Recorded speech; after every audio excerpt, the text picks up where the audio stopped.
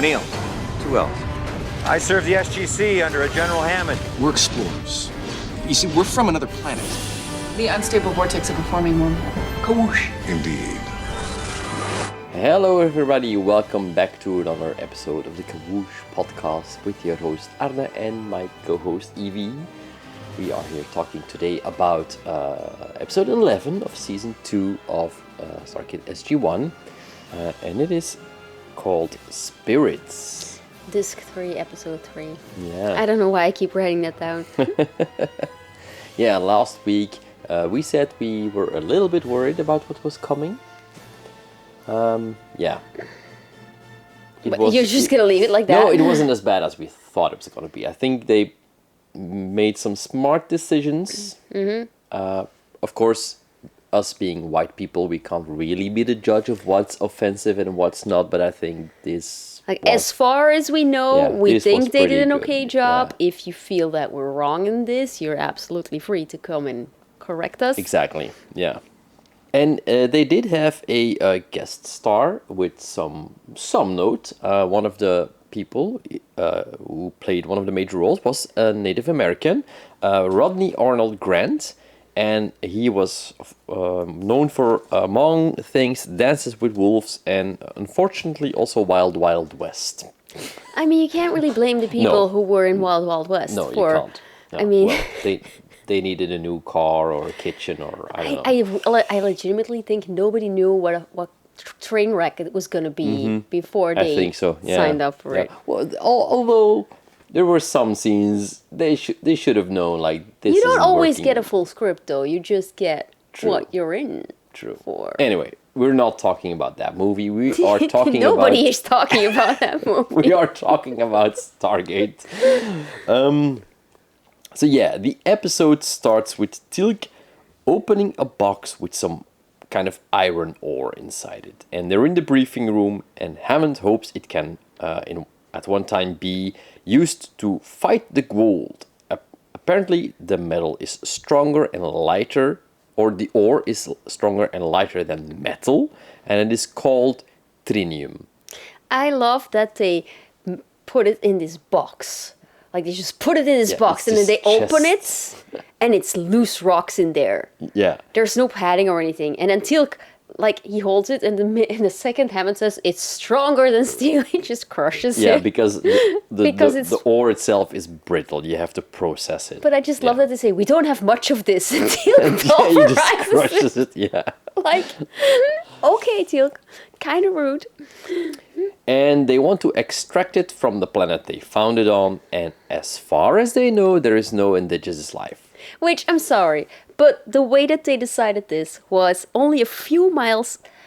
They explored around the gate, a few miles around the gate, but there were no radio signals, so that meant no civilization. Meanwhile, every planet they've been on, like 9 out of 10, it's been Medievalville. They don't have radios, so why are you suddenly deciding? It's like, oh, hello, we found this, or hello, is anybody here? Okay, cool, then it's ours now. It gives that vibe. Yeah, very much. Of course, it is specifically done because they are gonna find somebody there, but it is ludicrous at this. Yeah. That somehow they decided this was the bar they Yeah. had to pass. On the planet, they left SG-11 to make preparations for the mining.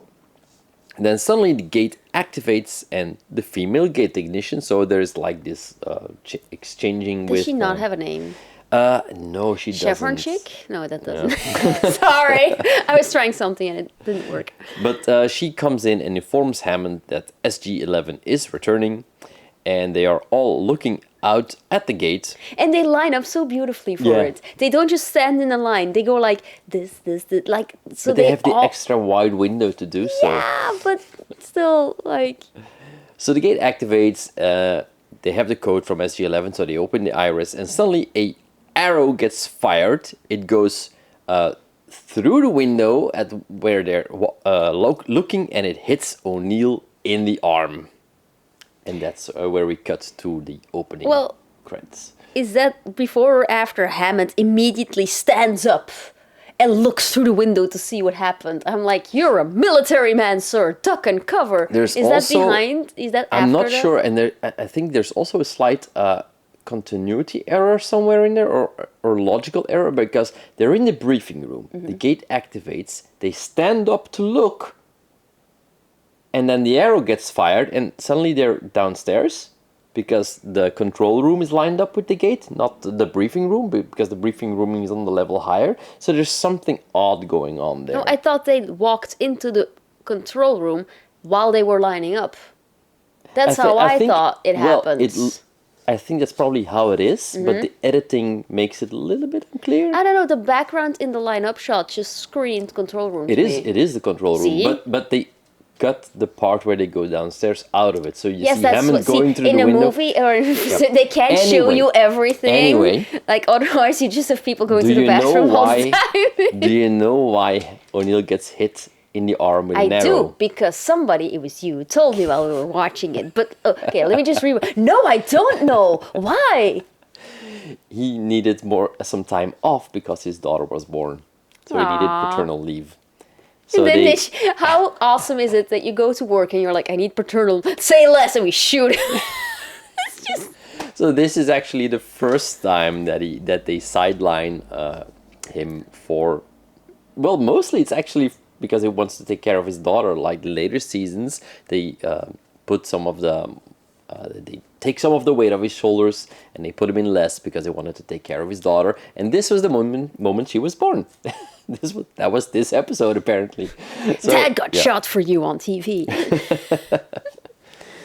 Yeah, and the team visits him before they ship out, telling him that he's grounded for a few days.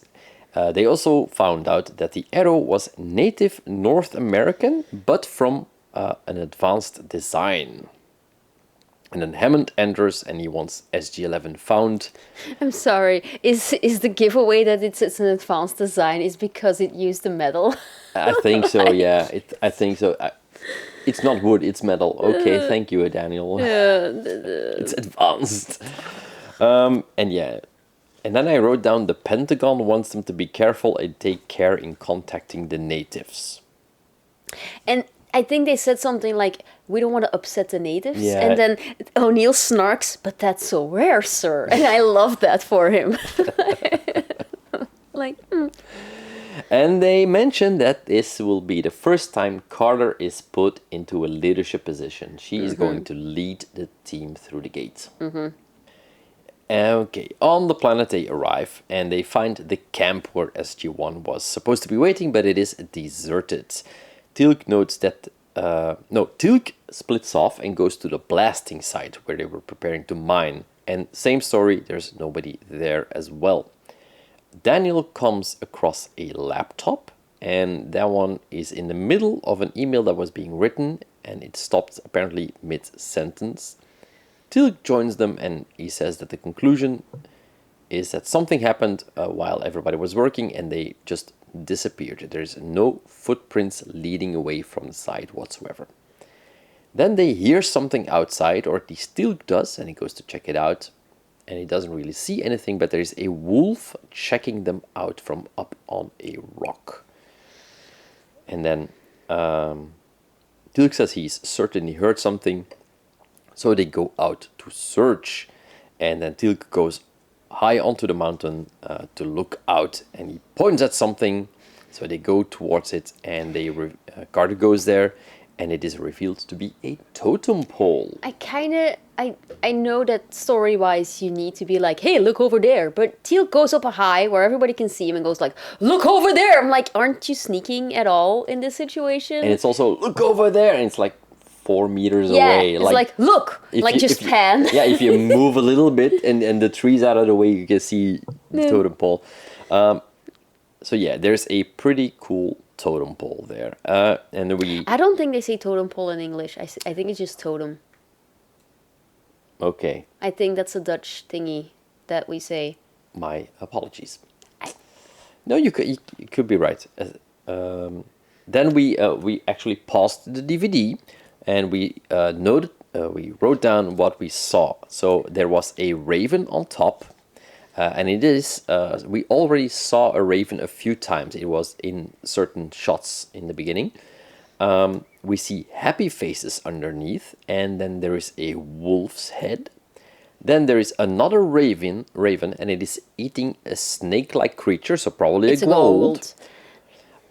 I'm just keeping it mystifying. It's literally a snake head, but it has Yeah, like yeah, I know, I prongs. know. It's Yeah, it has the mandibles. Yeah. the mandibles. Underneath there are unhappy faces, and then there is a silver belt over a Jaffa in metal. And then the Jaffa has his pouch open, and the gold is coming out of it. And he also has his hand around a face, which looks very unhappy, Yeah. and he's crushing it. So Daniel is looking at it, and And then he translates it for us. I'm like, Daniel, we have eyes. yeah, it's not that difficult.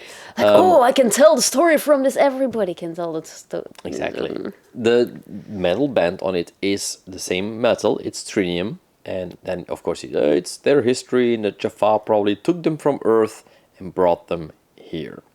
I love how it's just a little detail, but it really sells it. Like, you know, it's just silver paint. Yeah, But when Sam knocks it, it goes like tok tok. Like, it goes, the metal sound. Like, he identifies the raven figure as possibly being, and I hope I'm pronouncing this right, Zeus. I think it's an O. I don't think it's an E. In the subtitles, it was XE. No, it was a longer. The more we try, the Yeah. more wrong it's gonna sound. But it is a Zeus? protector. Yeah, Then Teal'c suddenly sees another wolf, and it's the same wolf. yeah, well, he doesn't know that. He sees a wolf. Sorry. And then they suddenly get shot down by poison arrows, and we see native people coming out of the woods. Then they wake up, and they're inside of a village, inside of a building specifically, and they're not allowed to leave. Carter thinks that this means that they also have SG-11 prisoner, but they don't know that. And she's testing the walls, and she says the wood is lined with the trinium, making it waterproof and extremely strong. I love that they wake up in this village and this house looks like an actual building. And also outside, like all the fabrics, all the gear, it looks functional in a way that so far we have not yet really seen. Like, before that they really do try, but it always looks like they just raided a general warehouse of medieval village number 3. And it always looks like pretend stuff. Like the play version of how you do stuff. But over here, I think they really did work together with Native Americans and actually got in genuine stuff. Yeah, we don't see a lot of the village, No, but but what what you we see seems to fit. Yeah. And it's not the typical teepees. It is actual houses with, what do you say, they're working fabrics and stuff. There's like some It all looks things actually, going on, like, functional yeah. and not just toys. Yeah, like- it's not the typical medieval marketplace. Yeah, not just like, oh, stand over here and pretend you're scraping this hide, even though you have no idea how to do it. Like, And they do have actual Native American extras. and there's a lot of kids around, which you Yeah. usually do not have in, like, NPC villages. Yeah. So I just really liked it. It felt more real than villages we've seen before. Then the door opens and the leader comes in. This is Tonane. I'm hoping I'm pronouncing that. Tonane. Yeah, That's right. how I wrote it down. And he doesn't trust them because they brought weapons. And Sam tells them they are just here to find SG-11. And then Tonane says they are with the spirits. At which point Daniel wants to know if that means that they're dead. Which is a legitimate question. But it is, no, they're literally with the spirits. And the spirits apparently told him to fire a weapon through the circle of standing water, which cool, it is what it looks like. That is what it is. To warn them off. But he can take them And to also give Jack some time away for his kids. Yeah, and he says he can take them to Zeus, who might help them to find their friends. I also found it funny that the whole episode long, the other team, they called them their friends, not their colleagues or their fellow soldiers. It was always their friends. I mean, how else are you gonna explain it? I know, but it's also And friends is also a very universal word. exactly, and it's not.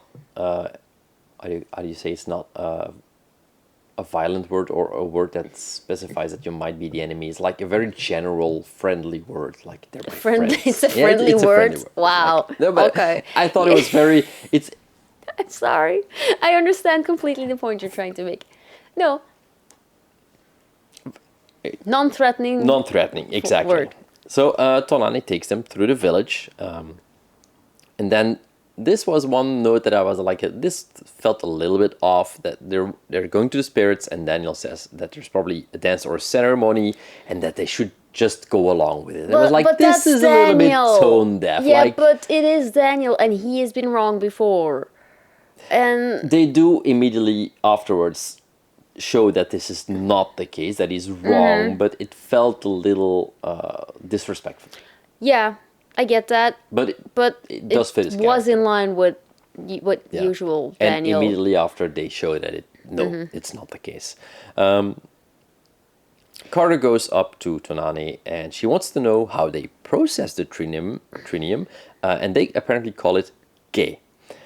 He tells them that they just ask the spirits, who then ask the mountain to dump it into the river, and the river shines it, and then they can shape it however they like. So it's a natural process. It's a non-invasive. It's blah, blah, blah. Yeah, a non-invasive I wrote down process, it's a yeah. non-invasive, not taking more than needed kind of system, which Yeah. is very much in line with what native people do. So yeah, in the forest they it's come. almost like we could learn something. Yeah. Exactly. Yeah. Right. Yeah. They come across the wolf again, and this is Takaya. Takaya. I did wrote it down correctly. I just pronounced it wrong. And he tells Carter they can speak to it if they want to. And then also the raven arrives, and Daniel starts talking to it, asking to release their friends. And then Daniel says Zeiss agreed to let them go. Tanane says he heard that they'll think about it, and then Carter didn't really hear anything. No, I do like this moment though, because for starters, I like how Sam is the one who struggles with these are spirits, because she's a scientist. This is not in line with what she usually believes, but she's not averse to it, and she is trying to. No, she is curious. And She is curious, and yeah. she's trying to go along with it. Daniel, however, immediately tries to trick them. Yeah. And I really hated that, and I do, like, looking back on it, the whole episode, I do believe that's why the spirits chose to trick them in return. If Daniel had not pulled that trick, I think the whole thing would have played out differently, because Teal'c goes along with Daniel because he understands what Daniel's trying to do, but Sam goes like, no, I don't think that's what they said either, because she goes along with Tonane. Yeah, Tonane. Tonane. And then for some reason they walk some more, and Zeiss returns, and Tonana says their request has been granted. And then SG11 steps out of the fog, and we have another familiar face in there, Captain Connor, a returning character from season 1 in the episode The First Commandment. He's the black guy. He's leading SG11 now. So he steps out of the fog together with some of the others. There's of the 7. team. I counted them. That's a There were a big lot, team. yeah. Of course, if it's a more more, sciencey team, that's a word. Well, if you're going to do a mining expedition, 4 isn't going to cut it. So yeah. They say they don't know where they have been for the last 48 hours, but Connor does recognize Tonani, and Tonani asked them to stop blasting, but since they already placed half of the charges, they didn't, so they went along with it anyway. Also, if they want to extract more trinium, they will have to speak to the elders of the village. So they go and do that. And I looked it up, and those elders were also all Native American actors. Yeah, which was, you could see. Well, yeah, but like for the longest time, me as a kid, I thought that Vasquez in Alien was also, True. Yeah. So I don't allow myself to be tricked anymore. I always look it up now. But the Latino community did embrace the character I because know. she portrayed it so well. I know, I'm just saying. I'm not assuming anymore. I just look stuff up. So yeah, they go and talk to the elders, but they're not convinced because they say their ways of mining are too wasteful and destructive. Violent. So Sam tries to convince them that they have other ways. So they decide that Tonane will travel with them to Earth. I do love that because looking back on it later in the episode too, the spirits basically say that it's too dangerous, that they don't want Tonane to go. But Yeah. then he decides to still go, which means that the spirits don't.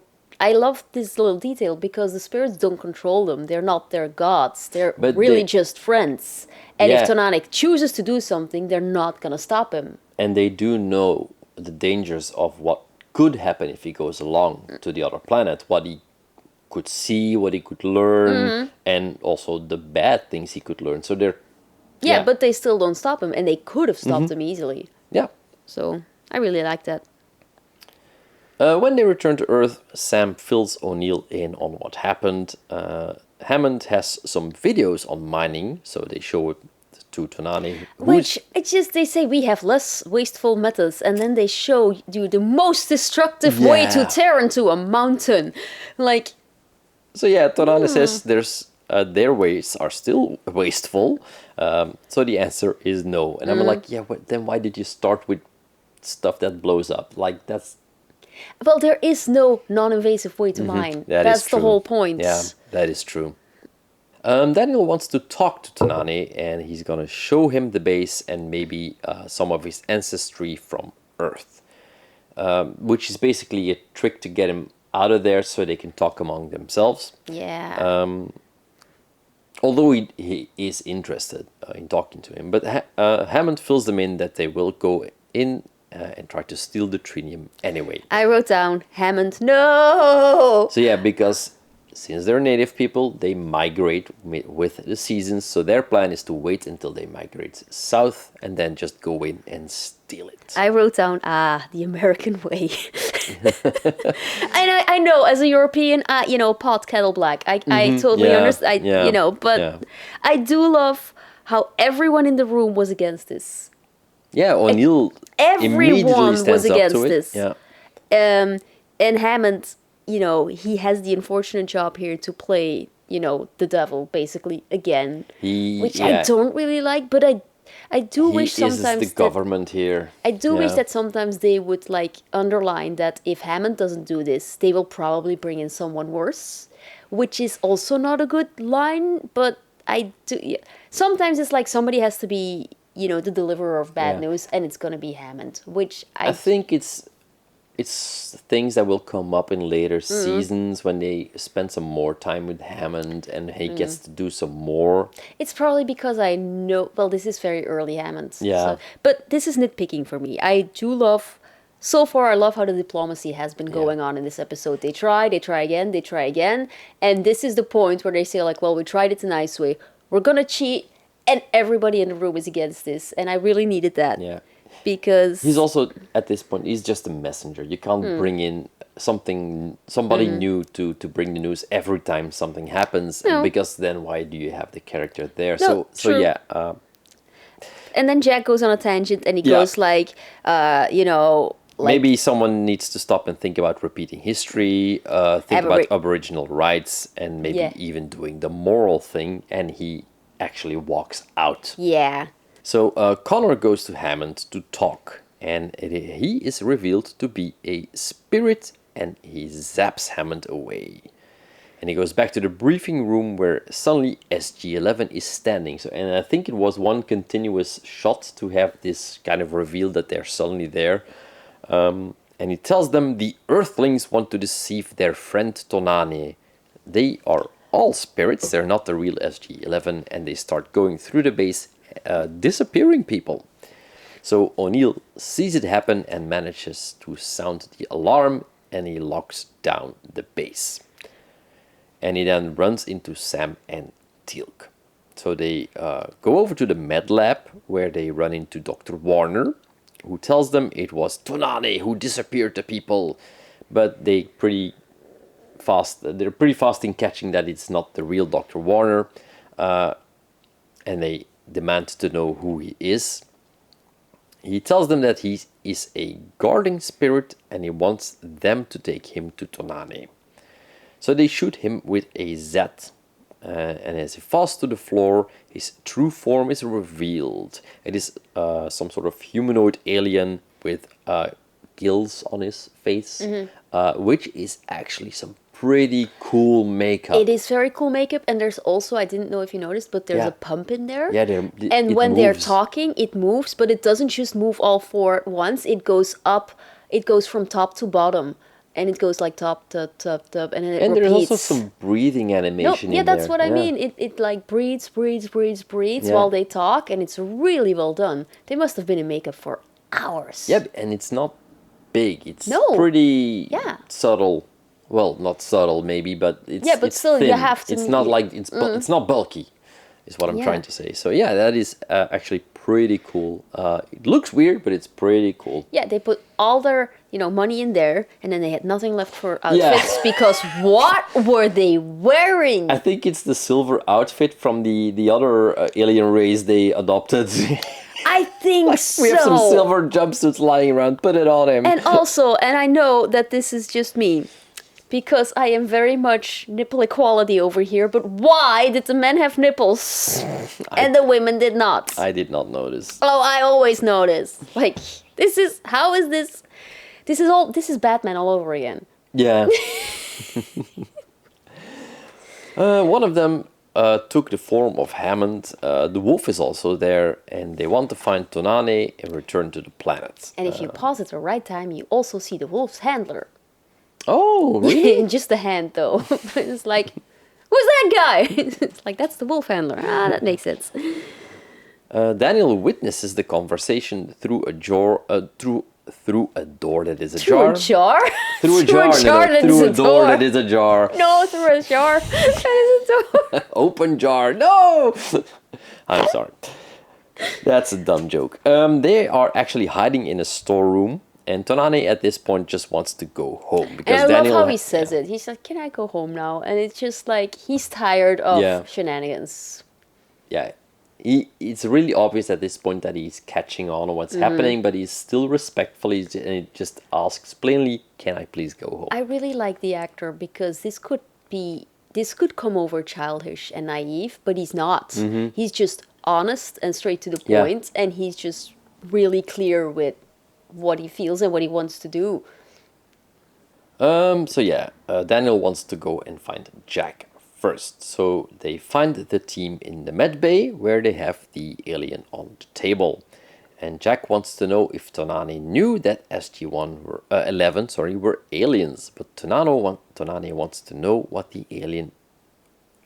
an alien is because he hasn't seen it yet. So Jack shows him. And they think that this one might be Zay's.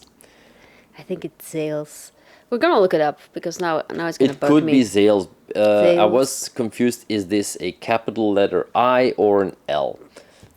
Subtitles are sometimes still confusing. Teal'c tells Tonane that in his world there were also gods who ruled his people. And then Tonane says, no, the spirits are protectors. They would not attack unless somebody threatened his people. But so I- he's actually confronting them at this point, like, did you Yeah. attack my people? But I love this because Teal'c is coming from a very logical place. Of course, yeah. For him, this is very logical. This is a very logical fear. And then I love that, Yeah, he how- just wants to make sure, like, Yeah. are you okay? Blink twice if you're being ruled by these spirits. But Tanana has always been very honest and straightforward, Yeah. and he also immediately, as you said, calls them out on it. Like, were we being threatened? What are you doing? Yeah, and he also warns them that if somebody did threaten them, the spirits would not stop until they were destroyed. And he says, like, are you Jack? And then Jack goes, well, not me personally. He feels so bad because he walked out, but So Daniel says that they have time until they find Tonane, so them being the aliens. And Teal'c says they will... Spirits. Spirits, Yeah, yeah. I mean, yeah, spirits, I get it. Anyway, Teal'c says they will have to convince them that they will stop trying to mine the trinium, but Jack points out that they will have a hard time doing that since they were caught plotting and then shot one of them No, down. he says literally, we got caught plotting behind closed doors. And I love that. Like, oh yeah, accountability. Like, owing up to what you were literally doing. Yeah, his point is actually just like, can we stop lying? Yeah. But this is not going to work. We just need to be honest. Like, he gets it. So they want to return Tonani home, but as they open the blast window to the gate room, they see a wolf sitting in front Why do you of the keep saying Stargate. a wolf? It's the wolf. There's Yeah, only it's one the wolf in yeah, here. it's the Kaya. Okay, it's the Kaya. So Like, how many wolves are in this? Daniel goes in to talk to the Kaya, not the wolf, but the Kaya. No, you can say the wolf. I'm just wondering. And then the other spirits surround them and zap Tilk. Daniel surrenders and he tells them that he knows where Sales is. Did I say it right now? I think you did, but I'm really wondering now. In the med bay, Tonani gets zapped away, then Sam gets zapped away, and then the spirits enter with Daniel. And then Daniel goes, Jack, wait, it's okay. I'm like, you could have maybe led with that. But, Yeah. you know. They heal Sales, and then they move everyone to the gate room. Which was actually pretty cool. It's like It was a very close shot. subjective shot from the teleportation, which was well done. I'm going to nitpick again. Yeah, sure. Nitpick away. But the spirits stand around Sales. And for some reason, they do this hand thingy. And the males do one hand thingy and the females do another hand thingy. And I was like, why? It's just... stuff like that annoys me. Yeah. It's just like, wouldn't it be cool if no? Anyway. Or they just didn't really think it through. Well, somebody obviously said what to do with their hands. Yeah. I don't know. Wave your hand, and then they all Well, did something different. I Well, don't no, know. they all did. I never mind. Moving on. Yes, Daniel wants to talk to them, but Zales says their word is worth nothing. Jack gives them their word, well, personal, that they will stop the mining, but his word is also not enough since it won't stop those higher than him. So Jack suggests that they just shut down their Stargate and they can control who comes and goes. Yeah, he to their basically planet. says like, then don't trust us. Yeah. Then close your gates. bury Don't your let us gate. come Yeah. back. Which is a very smart thing to say. I will say though, at this point, I was a little bummed. Sam started out leading the mission. And then as soon as we get back to Earth, they just completely sideline her and let Jack back in control, which sort of makes sense. But I really missed her in the second part of the episode. Yeah, because I'm actually not seeing her all in my notes anymore. No, she just, and I really, that kind of Disappears bummed me into out the because background, she yeah. started up this rapport with Tonani. Yeah. So why didn't she just continue on that? But they probably had, you do have your main actors. And they did have to put Jack in somewhere. Yeah. It just, I would have liked it. But again, nitpicking. The spirits tell them that their second transgression was actually worse because they showed Tonani who they really are, being not really the spirits but an alien species. But Jack says you pose as gods, but the Kaya says no. They removed the Goa'uld from the planet and then they took these forms to protect and coexist with the Salish, which is the, how do you say this? Like the native people are the Salish, or Was it Salish? descendants of Salish. It is a collection of tribes Yeah. from Exactly. the Northern America, because And, I looked yeah, it up and the region north in was Canada. It was Yeah. the coast, and it was a piece of Canada and then a piece of it's actually the other way around, of course. The United States and Canada took pieces of them. Anyway, yeah, but it is actually the people who used to live still live around Vancouver and that whole piece where of the series the was north. filmed. Yeah, so they contacted these people to work with them on this episode, which is kind of cool. Where was I? Burying Stargate and revealing yourself to Tonani. They took these forms to protect and coexist with them without interfering in their natural evolution. And they fear now that they will now take the cave from the river and forge weapons with it against them.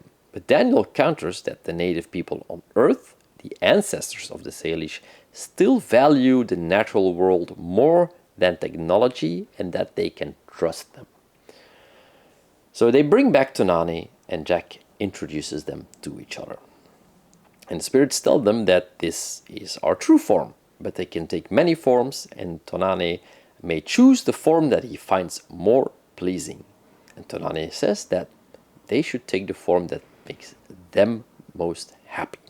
So they choose their natural form. They'll talk clothes later. Yeah. They open the Stargate, and right before they go, Daniel asks about their friends. And in a flash, the gate room is filled with all who disappeared, a confused Hammond among them.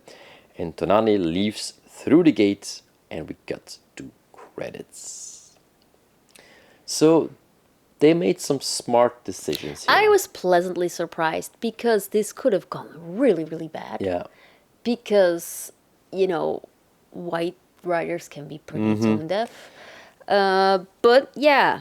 I looked it up to check. I think the writer was probably Latino. I'm not entirely sure. There's not a lot of information on him. No, I couldn't. We kind of had to go on the name, which sounded Spanish. Yeah, and he was born in New York, so it didn't give me a lot to go on. But he was non-white, which is a good start.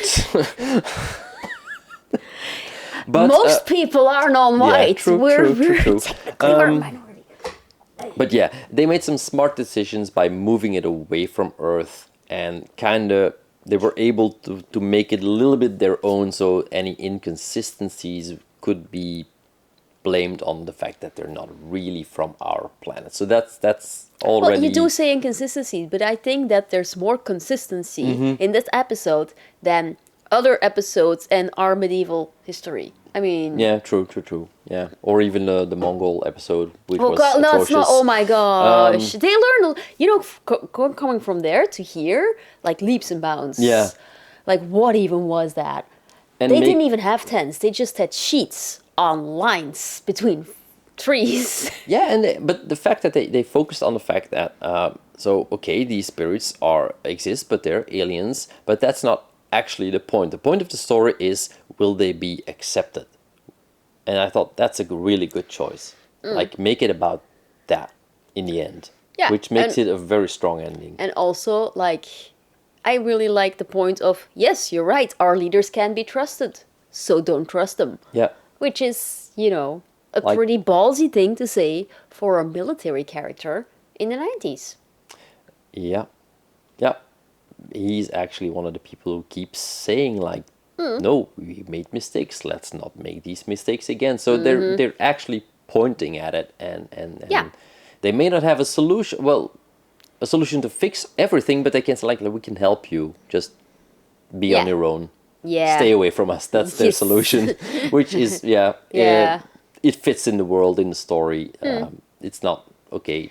And I do like that the spirits we have no need for space travel. It's not that they have to limit themselves in that way.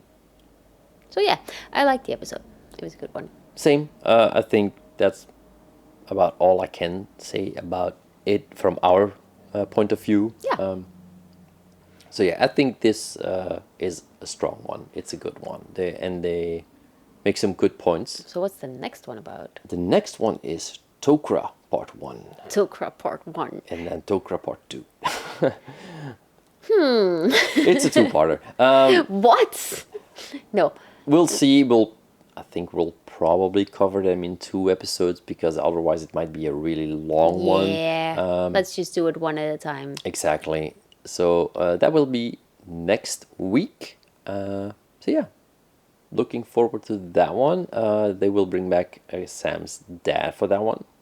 And we'll finally go to the Tok'ra home world, or at least I believe it's their home world. I remember them also not having very good dress sense. Oh yeah, there It's is very brown. Like, I remember a lot of khaki and brown and stuff. that, and there's also some, but that might be later. I think there's, is it a Star Trek actress that has a role as a Tok'ra, and she's very scantily dressed. I don't remember. I remember tight-fitting silver outfits that are really 90s. Really? Because I but remember think the it's later. Tok'ra being deliberately plain because they tried to stay away from the gold, fancy schmancy. It could be that I'm We have mistaken, vague but memories it- that it's will also, be. It's definitely a later episode. It's not this one. It's later on because the Tok'ra will come back a few times. So Yeah. yeah, that's next week. So we hope you will join us then. And yeah, if you want, you can follow us on all of our socials. But you don't really have to. I mean, Yeah, we just we We just- bullshit on there. wait, we will shit in here too. Are we not? True, Are we not true, supposed to? true. You can watch on Thursdays for the Wayland Files.